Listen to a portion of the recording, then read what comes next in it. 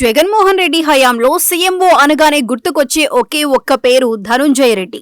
ఎంత ఉన్నతాధికారులైనా సీఎంను కలవాలంటే ధనుంజయ రెడ్డి అనుమతి ఉండాల్సిందే.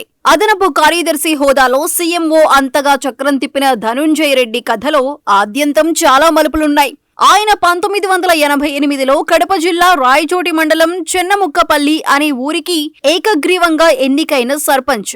ఒకవైపు ఊరిని అభివృద్ధి చేయటం మీద దృష్టి పెడుతూనే సివిల్స్ కి ప్రిపేర్ అయ్యారు. సివిల్స్ విజయంతో 1992లో సర్పంచ్ పదవికి రాజీనామా చేసి ఢిల్లీ పరిపాలనా విభాగంలో చేరారు. వైఎస్ఆర్ అధికారం చేపట్టగానే అండమాన్లో ఉన్న ధనుంజయ రెడ్డిని ఆంధ్రప్రదేశ్ కు రప్పించారు.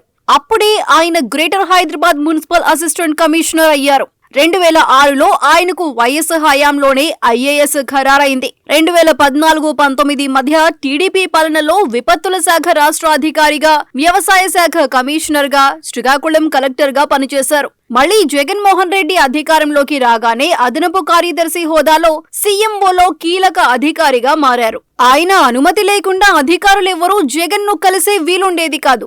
జగన్ కు కళ్ళు చెవులుగా మారిన అధికార గణంలో ముఖ్యుడైన ధనుంజయ రెడ్డి మొన్నటి ఎన్నికల ఫలితాలు రావటానికి సరిగ్గా 4 రోజుల ముందు సెక్రటరీ హోదాలో రిటైర్ అయ్యారు. కానీ ఆయన సీఎంఓలో ఉండగా లిక్కర్ స్కామ్ లో కీలక పాత్ర పోషించినట్టు తేలటంతో రిటైర్ అయినా ఆ కేసు వెంటాడుతోంది. ముందస్తు బెయిల్ కోసం సుప్రీంకోర్టు దాకా వెళ్లి భంగపడ్డ ధనుంజయ రెడ్డి అజ్ఞాతంలోకి వెళ్లిపోయారు. ఆయన ఇంట్లో లేకపోవటంతో అధికారులు ఆయన కుటుంబ సభ్యులకు నోటీసు ఇచ్చి వెనుదిరిగారు. అజ్ఞాతం వదిలి సిట్ విచారణకు వెళతారా లేదా అనే ఉత్కంఠ కొనసాగుతుండగా అకస్మాత్తుగా హాజరు కావటం, సుదీర్ఘ సమయం విచారణలో పాల్గొనటం, ప్రాథమిక ఆధారాలున్నాయంటూ సుప్రీంకోర్టు ముందస్తు బెయిల్ ఇవ్వకపోవటం వరుసగా జరిగిపోయాయి. అందుకే అరెస్టు తప్పదన్న అభిప్రాయాలు వ్యక్తమయ్యాయి.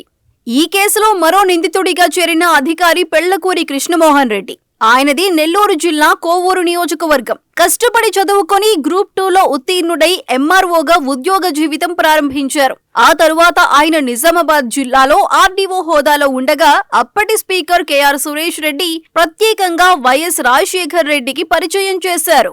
ఆయన పనితీరు గురించి చెప్పటంతో వైఎస్ ప్రత్యేక బాధ్యతలు అప్పగించారు. Pulivendula urban development authority commissioner గా నియమించి అక్కడి అభివృద్ధి పనుల పర్యవేక్షణ బాధ్యతలు, అక్కడి తన అనుచరుల పనులు చూడాలని కోరారు. నిజానికి ఇడుపులపాయలో 300 ఎకరాల భూమి అదనంగా ఉన్నట్టు గుర్తించి వెనక్కి ఇచ్చేట్టు చేసింది కూడా ఆయనే.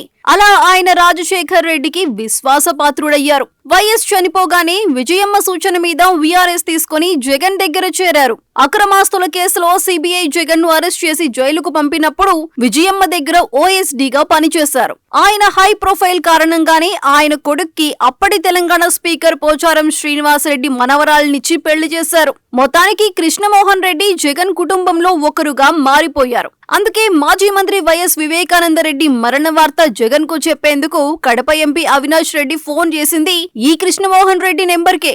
ఆ కేసు దర్యాప్తులో భాగంగా సిబిఐ అధికారులు కడప సెంట్రల్ జైల్లో క్యాంప్ ఆఫీస్ ఏర్పాటు చేసుకుని అప్పట్లో కృష్ణమోహన్ రెడ్డిని పిలిచారు. ఆయన విచారణకు హాజరు కావటానికి అప్పటి చీఫ్ సెక్రటరీ జవహర్ రెడ్డి ఆయనను కార్లో దిగబెట్టడం అప్పట్లో సంచలనమైంది. Tadepalli, Pulivendula, Idupulapaya, lotus pond, Yelahanka palace ఎక్కడైనా సరే జగన్ కుటుంబ సభ్యుడిలా ఉంటాడని, అత్యంత వినయ విధేయతలు ప్రదర్శిస్తారని చెబుతారు. అందుకే మద్యం ముడుపులు ఎక్కడికి చేరాయో కృష్ణమోహన్ రెడ్డికి తెలుసని సిట్ బలంగా నమ్ముతోంది. అందుకే సిట్ అధికారులు హైదరాబాద్ అత్తాపూర్లోని ఉప్పరపల్లి సన్ రైజ్ విల్లాలో ఉన్న కృష్ణమోహన్ రెడ్డి ఇంటికెళ్లారు.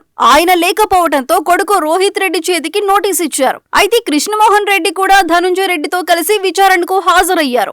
ఆయనకు కూడా సుప్రీంకోర్టు ముందస్తు బెయిల్ నిరాకరించింది. ఇక అరెస్టు లాంఛనమే అని తేలిపోయింది.